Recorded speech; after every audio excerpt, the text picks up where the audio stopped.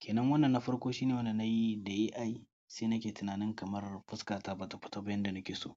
Wannan kuma na biyu shine photo original kafin in yi editing ɗin shi. To idan na haɗa Wannan zamanin abu ne mai sauƙi ka yi amfani da AI wajen mayar da fotunanka irin waɗannan kalolin da kake gani.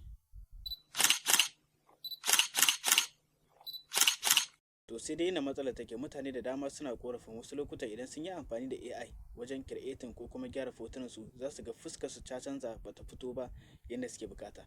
To a takaice a wannan bidiyon za mu yi bayani ne akan hanya mafi sauƙi da za ka bi domin gyara irin waɗannan. mataki na farko kamar da kuke gani kai tsaye za ka buɗe Play Store na kan wayarka. Bayan ka buɗe shi sai ka zo wajen research sai ka rubuta sunan wannan application ɗin. Bayan ka rubuta kamar da kuke gani wannan shine application ɗin sai ka buɗe shi bayan ka sauke shi a kan wayarka kenan.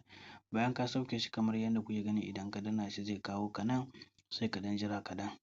Bayan ya kammala dai kamar yadda kuke gani yanzu sai ka danna wannan gurin sai ka ɗauko hoton da ka yi generating da AI kake tunanin kamar fuskar bata fito ba normal yanda kake so sai ka danna shi. Bayan ka danna kamar yadda kuke gani sai wannan gurin sai ka danna shi sai ka ɗauko original ɗin hoton wanda baka yi editing ɗin shi ba.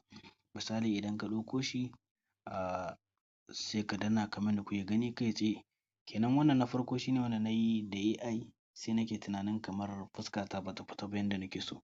Wannan kuma na biyu shine photo original kafin in yi editing ɗin shi. To idan na haɗa su wannan kamar yadda kuke gani sai in danna wannan gurin.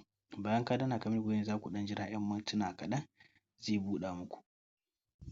Bayan ya kammala kamar yadda kuke gani za ku ga hoton nan ya fito ga wajen download sai ka sauke shi. To za ka ga cewa idan wancan karon kana tunanin kamar AI ya haɗa maka shi fuskarka bata fito normal ba to idan ka yi amfani da wannan hanyar za ka ga canji.